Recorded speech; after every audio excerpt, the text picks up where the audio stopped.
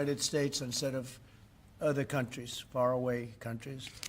This is a significant step toward the ultimate goal of ensuring that iPhones sold in the United States of America also are made in America. With the mass infusion of capital it's announcing today, Apple will also build a 250,000 square foot server manufacturing facility in Houston and invest billions of dollars to construct data centers across the country from North Carolina to Iowa to Oregon.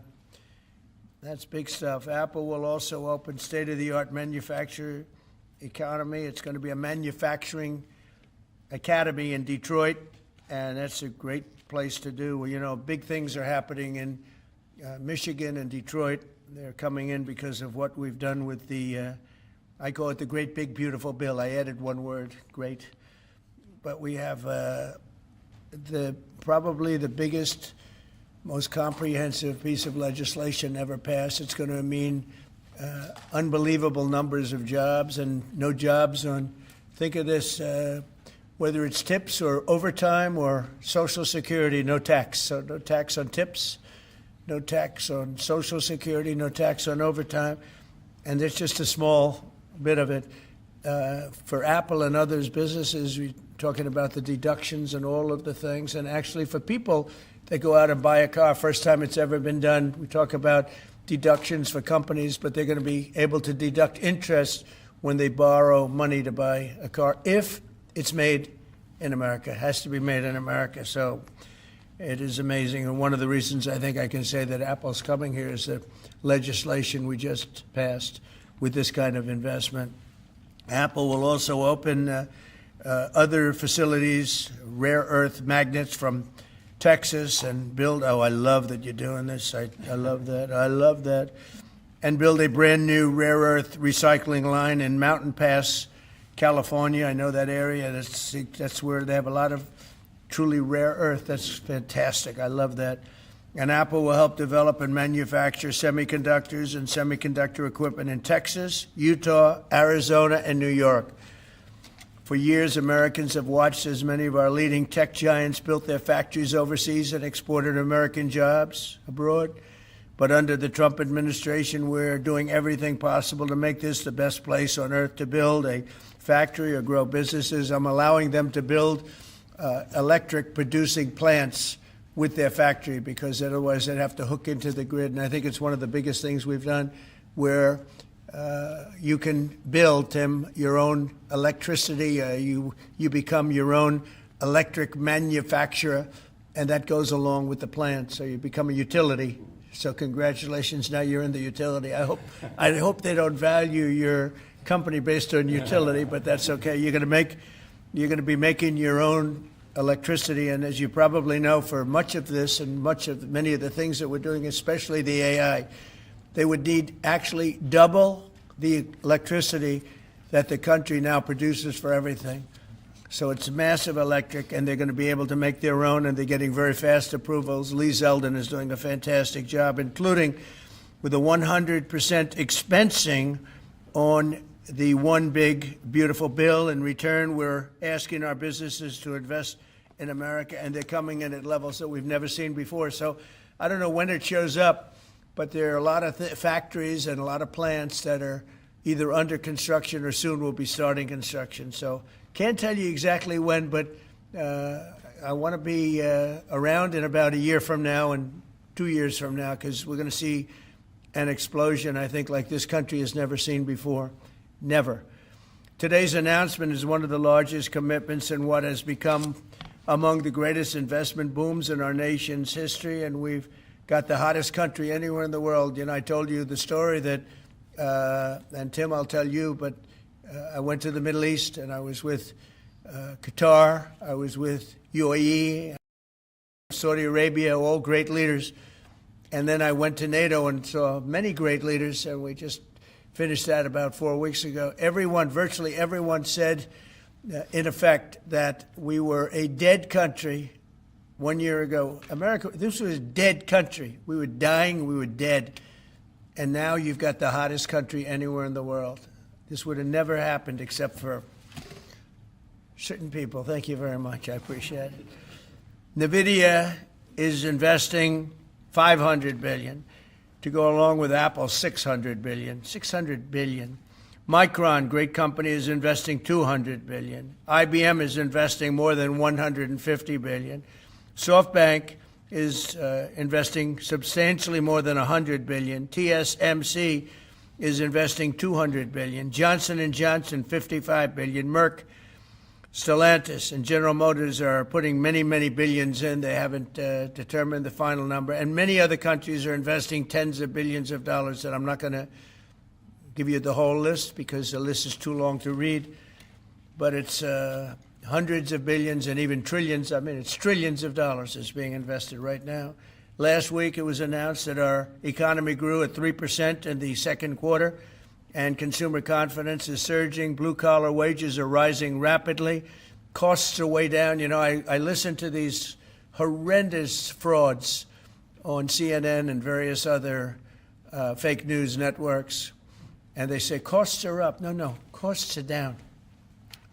Gasoline is down. It's going to soon, I believe, be less than $2 a gallon. It's around $2.40 right now, many places, other than in California where they tax you out of business, but and a couple of others. But gasoline is way down. The price of groceries are down. How about eggs? When I first came here, my first week, the press hit me very hard on eggs. Eggs had quadrupled or something. I said, I didn't know about it. Give me a chance. I've just been here for 4 days. Well, eggs are down. Everything's down. Price is down. The only thing that's up is stock prices. That's really up, and that's through the roof. The stock market has been hitting all-time records, all-time highs. Last week it was announced that our economy grew at levels that we haven't seen in a long time, but the real levels of growth are going to be judged in a year from now when you start seeing some of these incredible plants, because we have car plants opening. They're coming in from Canada, from Mexico, and from all over the world. And they're coming in because they like the way the election worked out, but they also like the fact that they don't want to pay tariffs. And the tariffs, I think, we're taking in hundreds of billions of dollars in tariffs. I won't be so specific other than to say, because we don't even know what the final number is. We just made a deal, as you know, with the EU where they're paying hundreds of billions of dollars. Japan paying hundreds of billions of dollars, and numerous other countries paying hundreds of billions of dollars. And we're not even completed there. And as you know, they found $25 billion 3 weeks ago. They said, we have a surplus of $25 billion.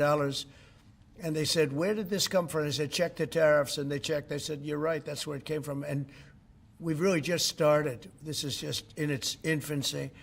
So we have a great country. We have a country that is going to be very rich. It's a country that we're very proud of, but it's going to be very rich. And it's companies like Apple, they're coming home. They're all coming home. And we want them to come home. They have to come home. We're going to treat them really well. We're going to be putting a very large tariff on chips and semiconductors. But the good news for companies like Apple is if you're building in the United States or have committed to build, without question committed to build in the United States, there will be no charge. In other words, we're not going to be charging. So a lot of countries, a lot of companies are leaving various other places and they're coming to the United States. So in other words, we'll be putting a tariff on of approximately 100% on chips and semiconductors.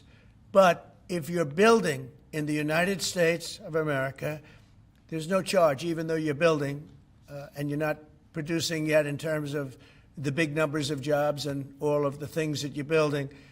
If you're building, there will be no charge. So I just want everyone to know that. And I didn't even tell you that inside. We discussed the concept, but I didn't. So it's a big factor. So 100% tariff on all chips and semiconductors coming into the United States. But if you've made a commitment to build, or if you're in the process of building, as many are, there is no tariff. Okay?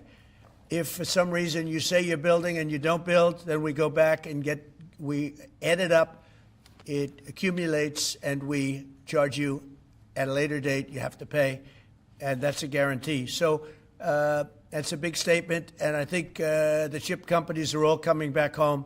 They're all coming back. You know, we started with Intel, and gradually Intel was just taken over the coals. They were taken to the cleaners, frankly, and moved to other places, in particular Taiwan. But I think a lot of those companies are coming back, and they're coming back very rapidly. So that's a big statement. 100% tariff. I want to thank you very much. Tim, would you like to say a few words about your company, please? Good afternoon, everyone. Mr. President, thank you very much for having me here today. You've been a great advocate for American innovation and manufacturing, and I'm grateful for your leadership and your commitment. That's a commitment we share at Apple because American innovation is central to everything we do. Our products are designed here, we're hiring and growing here, and we support 450,000 jobs with thousands of suppliers and partners in all 50 states. Earlier this year, we made our largest ever spending commitment, $500 billion to the U.S. over the next 4 years. That's already yielding results. Earlier this year, we broke ground on a new factory in Houston to make advanced AI servers. And just last month, the very first test unit rolled off that factory's line, proudly made in America. President Trump shared some kind words about that work, but he also asked us to think about what more we could commit to doing. And Mr. President, we took that challenge very seriously. I'm glad to be here with you today, and I'm very proud to say that today we're committing an additional $100 billion to the United States, bringing our total U.S. investment to $600 billion over the next 4 years. As a part of this, we're launching Apple's American Manufacturing Program. It will spur even more production right here in America for critical components used in Apple products all around the world. And we're thrilled to announce that we've already signed new agreements with 10 companies across America to do just that. First, with today's announcements, I'm proud to say that Apple is leading the creation of an end-to-end silicon supply chain right here in America, from design to equipment to wafer production to fabrication to packaging. In Texas, we're working with manufacturers like Texas Instruments, Global Wafers America, and Applied Materials. We're working with Amcor in Arizona and Broadcom and Global Foundries in New York. Thanks to President Trump's vision, and with his help in his first term, we also led the way to bring TSMC to Arizona by committing to be their first and largest customer. Today, they're producing tens of millions of chips for Apple using one of the most advanced process technologies in America today. We're going to keep working with our suppliers to move even more of this incredibly advanced work to America. And this year alone, American manufacturers are on track to make 19 billion chips for Apple in 24 factories across 12 different states. Second, we're committed to buying American-made advanced rare earth magnets developed by MP Materials, which will become part of Apple's devices shipped around the world. MP is the only fully integrated rare earth producer in the United States, and with this partnership, they'll be significantly expanding their flagship facility in Fort Worth, Texas. We're also thrilled to work together on a cutting-edge rare earth recycling line in Mountain Pass, California. And third, in Kentucky, we've worked with our partners at Corning to build the world's largest and most advanced smartphone glass production line.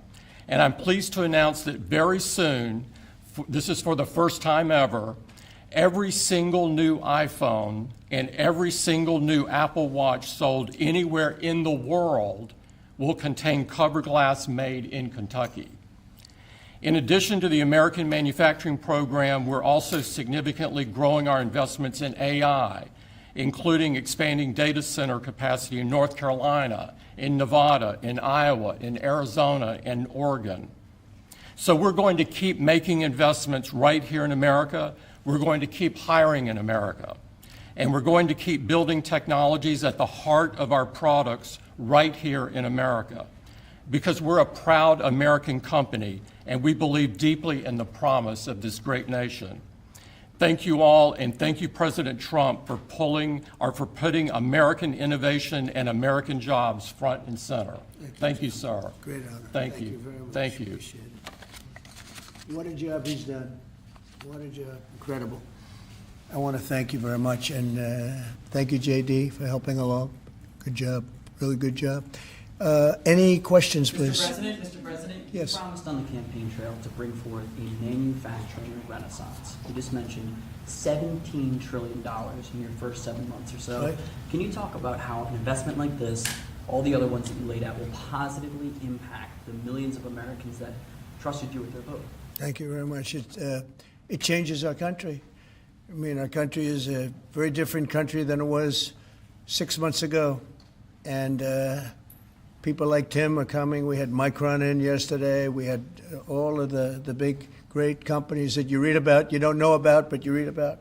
Many of them were making products outside of our country. Foolishly, we lost them. If we had the right person sitting in that seat, that would have never happened 20 and 30 years ago.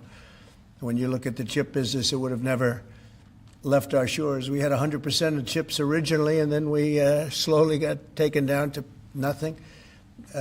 We have the biggest chip companies, the both of them, but we have the biggest in the world coming in. They're going to Arizona and beyond. We're going to have, in a short period of time, we'll be up to almost 50% of the chips from starting in nothing. And that's something. But we have the greatest companies in the world coming into our country, and that means jobs, and it means wealth, and wealth means security for our people. Okay? Brian? Yes, sir. Congratulations on this investment, President Trump. And Thank you. With a great example of putting America first. What does the labor force look like to fill these jobs that you have? Do we have enough skilled American workers to fill these? Well, we do have a lot of workers, and we have a lot of workers that hadn't been looking for work because they were disincentivized, frankly. And people like Tim have tremendous schools and training centers that they build along with a lot of their big plants where they train people on whether it's glass, like in Kentucky, or computers, or whatever they might be doing. It's a complex world, and they train people, and they do a great job. So it's a whole new workforce. Now, we have a lot of them in energy because, you know, they've always liked energy. As you know, coal has opened up big. We brought it back and brought it back in a very large way. You know, China's right now building 58 coal-fired plants, 58 big ones. And here we were saying we don't take coal. We have more coal than anybody else in the world. We have more oil and gas than anybody else in the world. But we have tremendous energy jobs, and the energy, as you know, we're booming with energy. And that's why the gasoline prices are down. The costs are down. I just hope when they watch these shows, I watch this, I won't use names because I just make them better known that nobody knows who they are.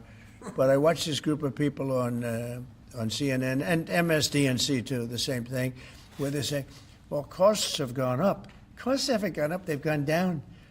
I'm telling you, the thing that's gone up is stock prices, and success of our country. Our country is really, really doing well, successful. Yes, ma'am? Yes, Mr. President, have Putin and Zelensky agreed to a summit yet? And where and when would that be? Well, there's a very good prospect that they will. And we haven't determined where, but we had some very good talks with President Putin today. And there's a very good chance that we could be ending the round, ending the end of that road. That road was long and continues to be long, but there's a good chance that there will be a meeting very soon. How close do you think you are to a deal? Excuse me? How close do you think you are to some kind of deal? Well, I don't want to say. I've been disappointed before with this one. You know, we've solved 5 wars, plus add to that Iran, where we wiped out their nuclear capacity for weapons. They would have had a weapon within 2 months, maybe less, and that was totally obliterated. It turned out it was a total obliteration, and the pilots and the people that did that job are really, we have the greatest armed forces in the world, but that was really something. In fact, there's a model of the plane right there. You got to bring that up, Susie. We have to see that. Look at this. This was just given to me. You know, we ordered brand new B-2 bombers. This is a plane that over a period of 36 hours of constant flying. Look at this. So this is the brand new one they just ordered, similar but actually quite different. It's new and enhanced. It's an amazing machine. It went 36 hours. We had 52 tankers up in the air loading up our planes because this was surrounded by F-22s and F-35s, and it was flawless, Tim. Even you would say it was flawless. And every one of those bombs hit their target. And then we had Tomahawks shot in from a submarine 300 miles away, and they hit every single Tomahawk hit its target. It was amazing. And that was a big threat. That was a nuclear threat. And here's the new one that we just ordered, a large number of them. I'll put it up. Mr. President, what was the breakthrough today? Did Vladimir Putin make some kind of concession that he hasn't been willing to make before? I don't call it a breakthrough. I mean, we've been working on this a long time. There are thousands of young people dying, mostly soldiers, but also, missiles being hit into Kiev and other places. But in terms of soldiers, I think Russia's lost over 20,000 since the beginning of the year. 20,000. And I guess the estimate for Ukraine is about 9,000. It's a terrible situation. We want to get it stopped. We don't have American soldiers there, but I feel I have an obligation to get it stopped. This was not my war. This war would have never started, not even a chance. And it didn't start for 4 years. It went 4 years and didn't start. But this is Biden's war. This was on his watch. And, it's funny, we had no land was taken from Trump. It was taken from Bush. It was taken from Biden. The whole thing they would take from Biden if it weren't for us. But it was taken by Obama. Take a look at what was taken with all of the land that was taken. Nothing was taken by Russia from us. Not 1 ounce of land was taken. I'm here to get the thing over with. It would have never started if I were president, and we're here to get it stopped and get the death stopped. Yeah, please. President, in the past, you said you would know if Putin was tackling you along. What Yeah. gives you any confidence that he is or isn't doing that this time around? Can't answer the question yet. I'll tell you in a matter of weeks, maybe less. But we've made a lot of progress. And as you know, we put a 50% tariff on India on oil. They're the second largest. They're very close to China in terms of the purchase of oil from Russia. But so I don't know if that had anything to do with it. But we've had very productive talks today. Yes, ma'am? President Trump, on federalizing D.C., are you considering taking over the D.C. police? Is that an option on the table? We're considering it, yeah, because the crime is ridiculous. I could show you a chart comparing D.C. to other locations, and you're not going to want to see what it looks like. It was just up on television, actually. They were showing it. Now, we want to have a great, safe capital, and we're going to have it. And that includes cleanliness and it includes other things. We have a capital that's very unsafe. We just almost lost a young man, beautiful, handsome guy that got the hell knocked out of him the night before last. And I'm going to call him now. We wanted to give him a little recovery time. We just put a call into him. They're calling back in a little while. But he went through a bad situation, to put it mildly, and there's too much of it. We're gonna do something about it. So whether you call it federalized or what, and that also includes the graffiti that you see, the papers all over the place, the roads that are in bad shape, the medians that are falling down, the median in between roads that's falling down. We're going to beautify the city. We're going to make it beautiful. And what a shame. The rate of crime, the rate of muggings, killings, and everything else, we're not going to let it. And that includes bringing in the National Guard, maybe very quickly, too. And do you want Congress to look at overturning the D.C. Home Rule Act? We're going to look at that. In fact, the lawyers are already studying it. We have to run D.C. This has to be the best-run place in the country, not the worst-run place in the country. And it has so much potential.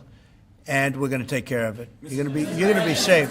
You're going to be safe walking down streets. You're not going to get mugged. Mr. President, if you do reach a deal with Ukraine and Russia, would you drop the additional tariffs on India? Well, we'll determine that later. But right now they're paying a 50% tariff. Okay. Yeah, please. One for Mr. Cook as well. Yeah, please. Sure. The president wants a made in the USA iPhone. What are the chances that you can actually make that happen?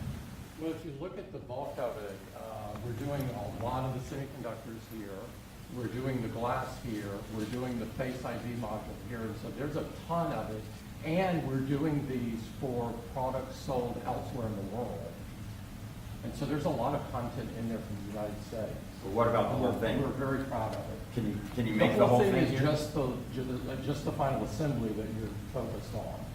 And that will be elsewhere for a while. He makes many of the components here, and we've been talking about it, and the whole thing is set up at other places, and it's been there for a long time. So in terms of cost and all, but I think we may incentivize him enough that one day he'll be bringing that. But he brings most of the stuff. Look, he's not making this kind of an investment anywhere in the world, not even close. He's coming back. I mean, Apple's coming back to America.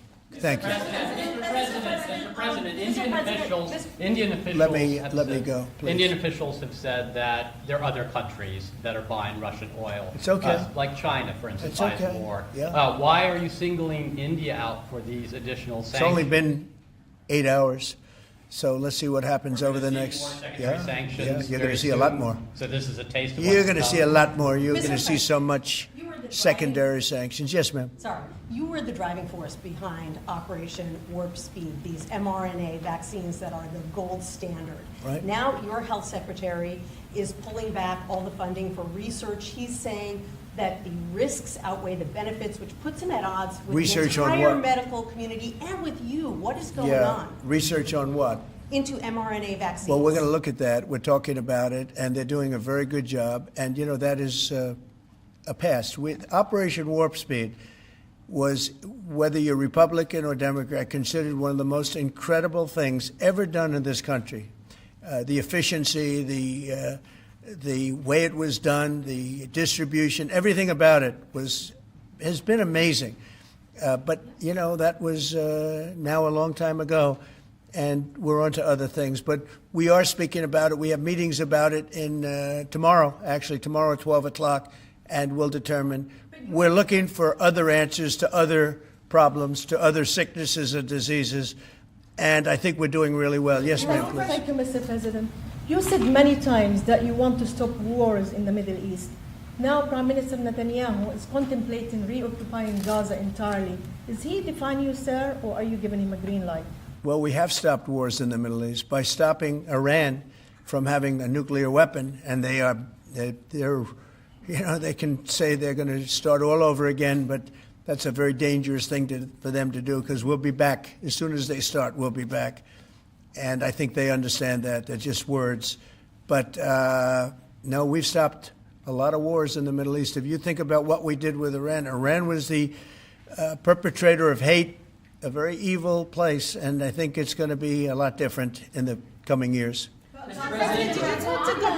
the India penalties, do you have any similar plans to enact more tariffs on China as it relates Could to their happen. purchases? Could happen. Depends on how we do. Could happen. President, Brian, have you go ahead. I've got an entertainment-based question for you. A few weeks ago, Stephen Colbert announced that he was leaving his show. Howard Stern announced that him and Sirius XM Radio are parting ways. Do you think the hate Trump business model that's been in the entertainment business is going out of business because it's not popular with the American people? Well, it hasn't worked, and it hasn't worked really for a long time, and I would say pretty much from the beginning. Colbert has no talent. I mean, I could take anybody here. I could go outside on the beautiful streets and pick up a couple of people that do just as well or better. They get higher ratings than he did. He's got no talent. Fallon has no talent. Kimmel has no talent. They're next. They're going to be going. I hear they're going to be going. I don't know, but I would imagine because they get, Colbert has better ratings than Kimmel or Fallon. You know that. Howard Stern, it's a name I haven't heard. I used to do a show, used to have fun, but I haven't heard that name in a long time. What happened? He got terminated? Yeah, they're going to separate ways because I think what they're offering salary-wise is real low than what he's getting. You know when now. he went down? Whenever you want. You know when he went down? No, before. When he endorsed Hillary Clinton, he lost his audience. People said, give me a break. He went down when he endorsed Hillary Clinton. Mr. President, Have you personally started interviewing Fed candidates yet? Yeah, And we've are you started the keeping interviewing them- process. Scott I and Howard, a lot of people, JD, we have some great candidates. It's probably down to 3. He doesn't want the job.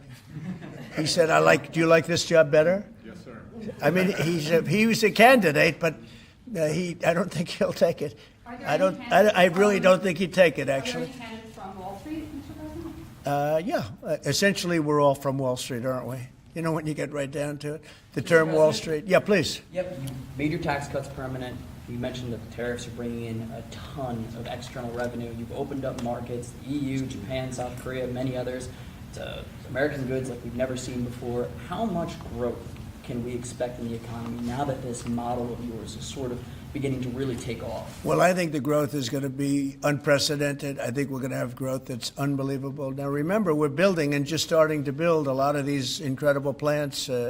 We talked about the electric facilities that we're building, the generating plants, electric generating plants are massive, and they're going to be great. And they're going to sell excess electricity into our grid. So we're going to be having much more electricity than we ever had. And those plants are going to be taken care of individually. I know Tim is building one in one of his big factories, but especially for AI because it needs so much electricity. So I appreciate the question very much. I think the growth is going to be unprecedented. Did you have a phone call with Andrew Cuomo? Did you speak to Andrew Cuomo? I haven't. No, I haven't. Mr. President, have you been briefed on what Ghislaine Maxwell told Todd Blanche? No, I haven't. Have You not. don't know whether I don't came know. up in the I know Todd conversation is or a not? very respected person all over the country, all over the world legally, so I don't know. Mr. President, Yeah, please, go ahead. Will the new Fed governor be temporary? We're probably going to go with a temp and then a permanent, I think. Are the two So the temp is going to be named, I'd say, over the next 2-3 days, and then we're going to go permanent. Are the two Kevins the leading contenders for the permanent spot for the chair? Well, the two Kevins? The two Kevins are absolutely, yeah. They're both very good. Mr. President. The two Kevins, very good. Mr. President, is Vice President Vance hosting a gathering this evening to talk about how to respond to the Epstein situation? Is he working on what? Is he hosting some kind of gathering of top advisors this evening to talk about how to respond to the Epstein situation? I don't know. I could ask you that question. I don't know of it, but I think here's the man right here. I saw it reported today, and it's completely fake news. We're not meeting to talk about the Epstein situation, and I think the reporter who reported it needs to get better sources. Look, the whole thing is a hoax. It's put out by the Democrats because we've had the most successful 6 months in the history of our country, and that's just a way of trying to divert attention to something that's total bullshit. Okay? Yeah, please. a new Gallup poll says that Elon Musk is the most unpopular public figure in the country right now. I'm wondering, do you miss having him around the White House, or is that poll accurate? I don't know if the poll's accurate. I think he's a good person. I think he had a bad moment, really bad moment, but he's a good person. I believe that. President Trump, are you keeping that 10 to 12-day deadline? China facing potential secondary sanctions for Yeah. Russian oil. Them having that tariff or sanction rather or not hinges on what going forward? It may happen. I mean, I don't know. I can't tell you yet, but we did it with India. We're doing it probably with a couple of others. One of them could be China. Yes. Are you keeping that 10 to 12-day deadline that you had given Russia after today's talks? Yeah, we're pretty much getting close to it right now, but we're having very serious talks right now about getting out of Ukraine, getting it settled, getting it ended. Should have never started, would have never started. If I were president, it would have never started. I want to thank Tim Cook. He's a great, great man, a visionary, a businessman, just about every quality he can have other than athleticism. I don't know about that. I'm looking at him. I'm not 100% sure about you. You're a good athlete. I'll bet you're pretty good. I think he's good at everything, but I want to thank you very much, Tim. Thank you, sir. Congratulations. Thank you all very much. Thank you. Thank you, Chris. Thanks, guys. Right here. Cut it out. Thank you, guys. Thanks, everybody. Thank you, Chris. Thank you, guys. Let's go. Thank you, guys. Thank you. Thanks, guys. Thank you. Right behind you. Thanks, guys. Right with you. Thank you, Chris. Thank you, Chris. Come on over here. Take a good picture.